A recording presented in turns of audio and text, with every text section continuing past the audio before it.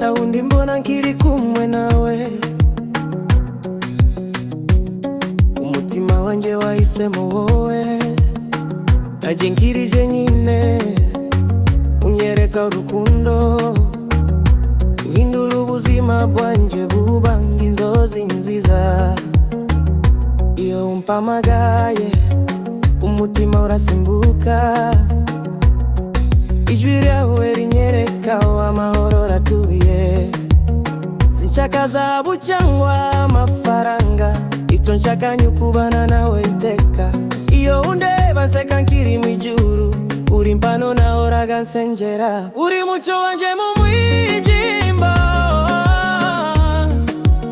uri indirimbo umutima wanje uririmba.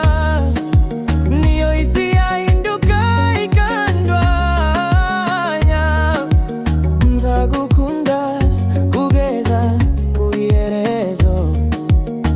Uri mucyo wanje mu mwijima, uri indirimbo umutima wanje uririmba. Niyo isi yahinduka ikandwanya, nzagukunda kugeza ku iherezo. Buri munsi ndushaho kugukunda, nta jambo risobanura uko mpindura. Uri inzozi zanjye zabaye impamo, nifuza ko twandikana amateka y'urukundo.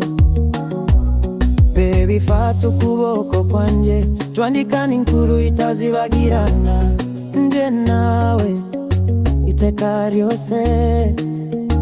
Urukundo rwacu ruzahora rutsinda. Uri mucyo wanje mu mwijima,